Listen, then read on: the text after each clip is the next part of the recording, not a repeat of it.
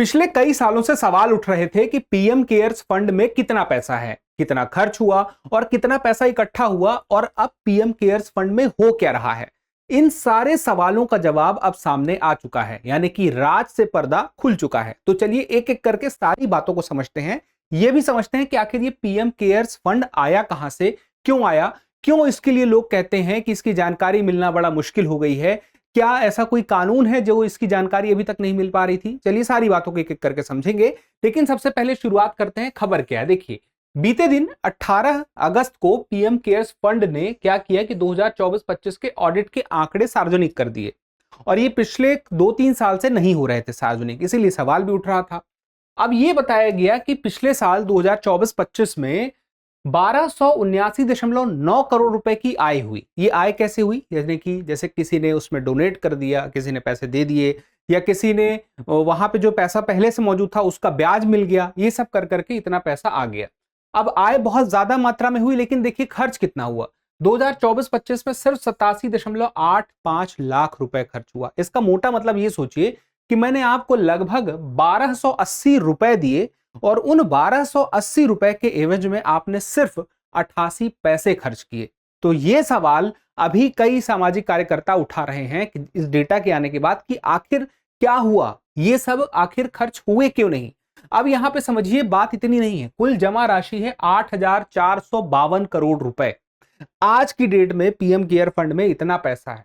और अब बात की जाए फंड के आंकड़े जो नहीं आए, 2022-23 से नहीं आए थे, तो कई सालों बाद आए हैं, इसलिए सारे आंकड़े आपके लिए जानना जरूरी है। अब मैंने क्या कहा था, क्योंकि सवाल उठ रहा था पारदर्शिता पर, तो पारदर्शिता की जिम्मेदारी तो बनती ही है। दूसरी बात अब किस पे बनती है ये भी समझना पड़ेगा। पीएम केयर्स फंड आखिर ये चला कौन रहा है, ये किसके हाथ में इसकी पूरी की पूरी हम व्यवस्था है। तो अब यहां पे देखिए मैंने क्या कहा कि 0.01% पैसा इस्तेमाल हुआ था बीते साल में। और दूसरी बात, एक सवाल यह भी उठा कि 324 करोड़ रुपए इस पीएम केयर फंड में रिफंड आया, यानी कि कहीं पैसा दिया गया और उसके बाद वो पैसा वापस आ गया। तो आखिर ये रिफंड आया, इसका क्या मतलब है, कहां दिया गया था, इसका क्या हिसाब है, ये अभी नहीं समझ में आया है। और दूसरी बात ये कि फंड आरटीआई, कैग और संसद तीनों की निगरानी से बाहर है, यानी कि आप सूचना के अधिकार के तहत इस फंड की जानकारी नहीं प्राप्त कर सकते, संसद इस फंड की जानकारी नहीं प्राप्त कर सकती, और कैग जो सरकार के सारे खर्चों को ऑडिट करती है वो भी नहीं देख सकती कि आखिर इसमें खर्च कहां हो रहे हैं। लेकिन ऐसा क्यों हो रहा है, ये क्यों सबके कंट्रोल से बाहर है। सबसे पहले इसका परिचय समझिए कि ये कब बना था। जब कोरोना वायरस आ गया था देश में, उसी दौरान मार्च 2020 में महामारी के दौरान ये बनता है। और ये जो बनता है इसका पूरा नाम पीएम केयर्स में, केयर्स का दरअसल अपना एक मतलब है। पीएम का मतलब तो प्रधानमंत्री, prime ministers citizen assistance and relief in emergency situations fund. तो सी में से citizens, assistance A and relief, फिर आर हो गया और ई हो गया इमरजेंसी, और फिर केयर्स में जो एस है वो हो गया सिचुएशंस और फिर फंड। अब ये देखिए मकसद क्या था। जितने भी कोरोना काल के बाद ये हुआ कि देश में आज एक महामारी आई है, भविष्य में भी आ सकती है, और इस प्रकार की कोई भी बड़ी आपदा आ जाए या महामारी आ जाए तो राहत कार्य के लिए हम बहुत सारा पैसा इकट्ठा कर सके। और वो बहुत सारा पैसा कैसा इकट्ठा होगा, दान के माध्यम से। दान कौन दे सकता है, कोई भी दान दे सकता है। कोई व्यक्ति अपनी आय के बदले दान दे सकता है, कोई व्यापारी दे सकता है, कोई कंपनी दे सकती है सीएसआर के रूप में। यानी कि भारत अपने आप में एक ऐसा देश है जिसने एक ऐसी शुरुआत की थी, पहल की थी कि हर कंपनी की जिसके कुछ शर्तें हैं, एक खास अमाउंट में अगर उसका प्रॉफिट हो रहा है या टर्नओवर है या उसकी कंपनी की एक कीमत है, तो उसे एक खास मात्रा में अपने प्रॉफिट का 2% के आसपास खर्च करना होगा सामाजिक उत्तरदायित्व, यानी कि सामाजिक कार्यों के लिए। तो ये जिम्मेदारी तय कर दी। तो इसमें अगर कोई कंपनी पैसा डाल दे तो मान लिया जाएगा सामाजिक कार्यों के लिए उस कंपनी ने खर्च कर दिया है। तो ऐसे में अब ये सवाल तो उठेगा ना कि सामाजिक कार्यों के लिए किसी फंड में पैसा डाला गया तो सामाजिक कार्य हुए या नहीं हुए, वो पैसा गया तो कहां गया। यही सारे सवाल लंबे समय से उठ रहे थे। अब ये दरअसल है क्या, ये है सार्वजनिक धर्मार्थ न्यास। आसान भाषा में हम कहें तो ये है एक ट्रस्ट। अब ट्रस्ट है तो ट्रस्ट में अधिकार किसका होता है, इसको कुछ इस तरह से समझिए कि मान लीजिए आपके पास बहुत सारे पैसे हैं, आपने किसी व्यक्ति को बुलाया और कहा कि मैं तुम्हें ये पैसे दे रहा हूं, लेकिन इस पैसे के तुम मालिक नहीं हो, मैं चाहता हूं इस खास काम के लिए इस पैसे का इस्तेमाल हो। जैसे आपने कहा कि गांव के बच्चों की शिक्षा के लिए इस पैसे का इस्तेमाल हो, मैं इसलिए ये तुम्हें जिम्मेदारी सौंप रहा हूं। तो जिसे जिम्मेदारी मिली है वो कौन है? वो हो गया ट्रस्टी। पैसे देने वाले कौन लोग हैं? आम लोग हैं, वो लोग पैसे दे रहे हैं।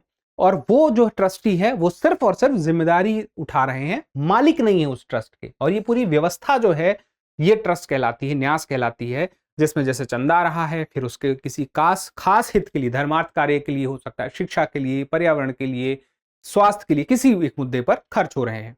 तो अब ये इसीलिए बना है। लेकिन बात यह है इसकी संरचना को लेके, आखिर ट्रस्ट तो इस देश में भतेरे पड़े, भतेरे एक शब्द है, मतलब इसका एग्जैक्ट मतलब तो मुझे नहीं पता, बहुत सारे हैं हमारे देश में। अब यहां पे देखिए, प्रधानमंत्री इसके क्या है? अध्यक्ष है, प्रदेन अध्यक्ष। मतलब ऐसा नहीं कि प्रधानमंत्री नरेंद्र मोदी ही इसके अध्यक्ष होंगे, जो कोई प्रधानमंत्री बनेगा आगे चल के वो भी इसके अध्यक्ष रहेंगे। फिर उसके बाद ट्रस्टी कौन है? रक्षा मंत्री है, गृह मंत्री है, वित्त मंत्री, जो भी इस पद पे रहेंगे वो इसके ट्रस्टी हो जाएंगे। और पूरी तरह स्वैच्छिक दान से चलता है, यानी कि सरकार इसमें पैसा नहीं दे रही है, सरकार का पैसा नहीं लग रहा है, ना तो संचित निधि से, ना किसी भी प्रकार से, ना तो डायरेक्ट ना तो इनडायरेक्ट। बजट से इसमें कोई पैसा नहीं डाला जा रहा है, लोग ही पैसा दे रहे हैं। लेकिन चूंकि इसकी संरचना में कौन है? प्रधानमंत्री है। ट्रस्टी इसके कौन है? कैबिनेट के मंत्री है। तो इस वजह से इस पे सवाल उठता है कि जब आपने ही बनाया, सरकार ने ही बनाया इस ट्रस्ट को, और भले वो सरकार के पैसे से नहीं चल रहा, लेकिन आप उस पैसे में को खर्च कहां हो रहा है, कितना हुआ है, उसका ऑडिट जो है वो सार्वजनिक क्यों नहीं कर रहे थे, यही बात उठ रही थी। लेकिन अब तो चूंकि डेटा आ गया है तो अब डेटा पे भी चर्चा हो रही है। और बात सिर्फ इतनी सी भी नहीं है, बात अभी और भी है। पहले आंकड़ों को देखिए, कुल आय जो हुई 1279.9 करोड़, खर्च हुआ 87.85 लाख, जो कि हमने बताया 0.01% है। अब बात आ जाए कुल बैलेंस की, तो 8,452 करोड़ रुपए है। अब घरेलू दान जो आया था वो पिछले साल यानी कि 24-25 में 4,079.08 करोड़, विदेशी दान आया सिर्फ 92.83 लाख, यानी कि पीएम केयर्स फंड में पैसा ज्यादा कहां से आ रहा है? हमारे देश के घरेलू यानी कि अंदर से ही आ रहा है। और उसके अलावा एक और इस ऑडिट में जो सार्वजनिक हुए आंकड़े, उसमें कहा गया रिफंड आया है 324.66 करोड़ रुपए। अब सवाल इसी से उठ रहे हैं कि रिफंड आया कहां से, कहां दिया गया था, इसकी कोई विस्तृत जानकारी नहीं है। तो रिफंड को जो आया तो दरअसल वो भी तो पैसे बढ़े। फिर दूसरी बात ये हुआ कि पैसे और सिर्फ दान से ही पैसे नहीं बढ़ रहे हैं या रिफंड से नहीं बढ़ रहे हैं, ब्याज से ही पैसे बढ़ रहे हैं। क्योंकि यहां पे अब जो है, पहले क्या था, ये जो पूरा पैसा था पीएम केयर्स फंड का, वो किस में था? बचत खाते में, ज्यादातर बचत खाते में था। अब उसको क्या कर दिया गया है? फिक्स्ड डिपॉजिट, यानी कि ज्यादातर पैसा फिक्स्ड डिपॉजिट एफडी में कर दिया गया है। बचत खाते का ब्याज जो परसेंट है, जो उस पर ब्याज मिलेगा, उसकी तुलना में एफडी में तो कहीं ज्यादा ब्याज है। तो वो ब्याज ज्यादा मिलेगा तो पैसे ज्यादा बढ़ेंगे, तो वो भी एक बात रही। तो आज के डेट में बचत खाते में अगर हम अगर देखें, 2023-24 में 6,283 करोड़ रुपए बचत खाते में था।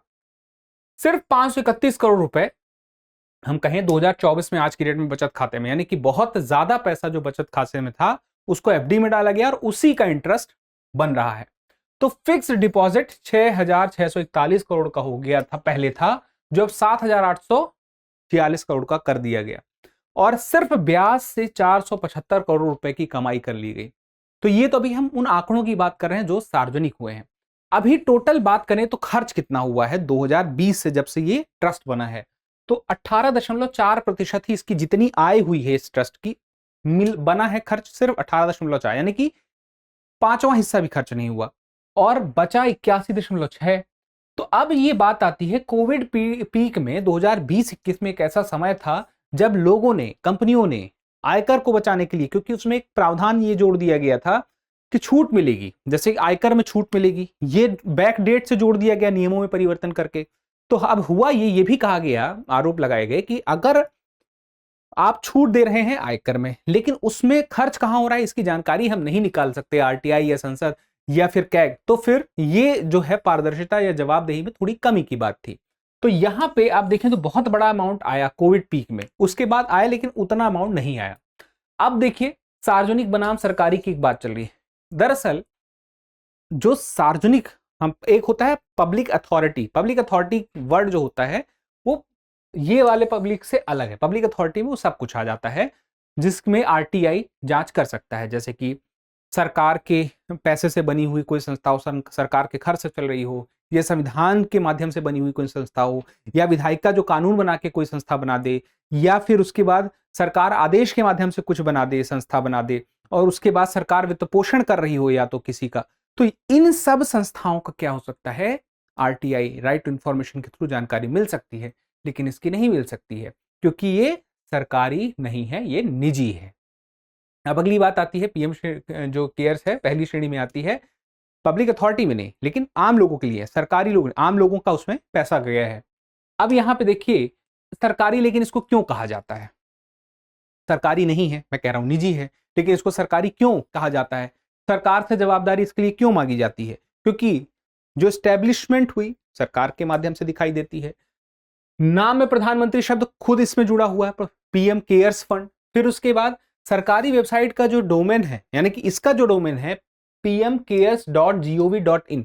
अब आप खुद सोचिए, कभी भी कोई वेबसाइट आप ओपन करें उसमें .gov.in लिखा है, तो इसका क्या मतलब है?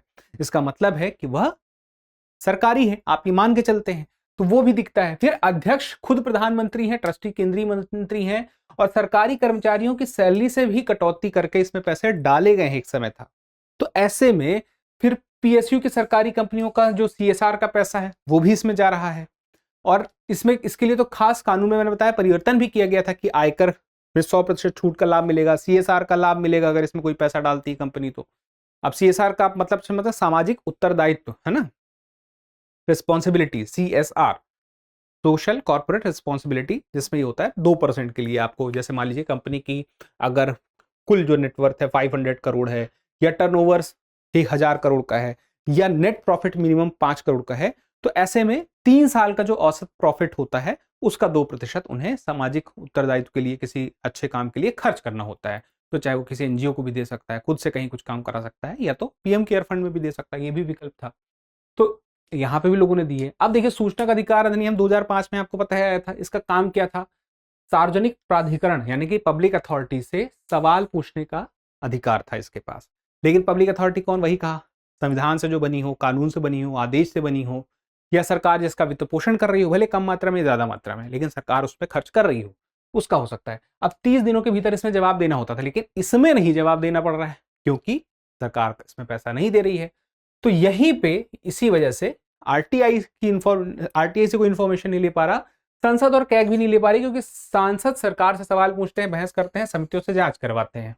संसद में सांसदों के पास ये अधिकार तो है, लेकिन बात वही कि पब्लिक अथॉरिटी नहीं, तो इसकी जांच भी नहीं करवा सकते। कैग, अब कैग देखिए बहुत सरकार के सारे खर्चों की जांच करता है। कैग नियंत्रक महालेखा परीक्षक, controller and auditor general of India. अब देखिए ये संवैधानिक संस्था है, स्वतंत्र है, आर्टिकल 148 से 151।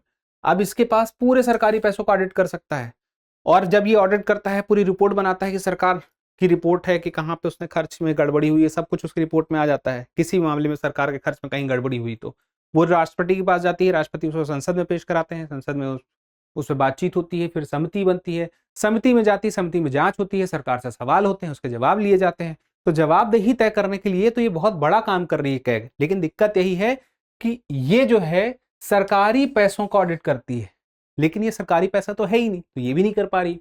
तो तीनों निगरानी नहीं कर पा रहे हैं, इसका आइडिया मैंने आपको तो दे दिया है।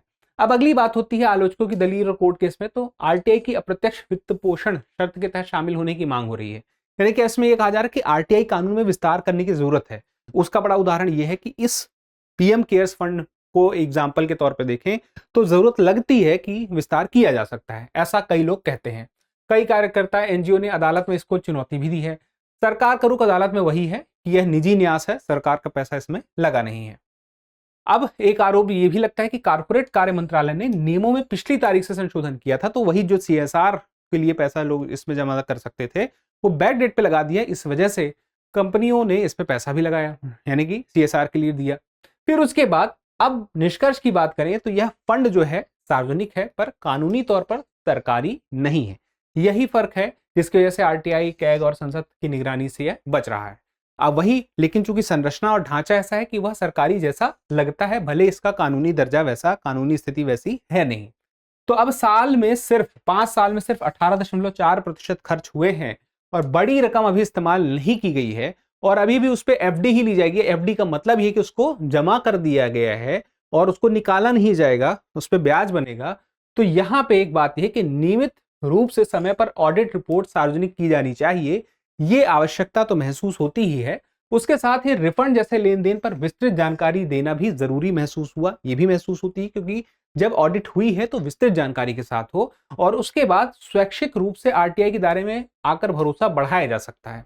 यानी कि एक पीएम केयर्स फंड में भरोसा इस हिसाब से भी बढ़ सकता है कि अगर इसे दायरे में ले आया जाए। ये भी आगे की राह में हमें देख सकते हैं। और उसके बाद जमा पैसे के सुनियोजित समयबद्ध इस्तेमाल की एक नीति बन सके आगे चल के, जिससे इस पैसे का, क्योंकि एक बहुत बड़ा अमाउंट है, हजारों करोड़ रुपए है, तो वो अगर सुनियोजित हो, समयबद्ध तरीके से हो, तो देश के और बेहतर तरीके से काम आ सकती है। इतना पैसा हमारे पास है कि हम कुछ बेहतर कर सकते हैं।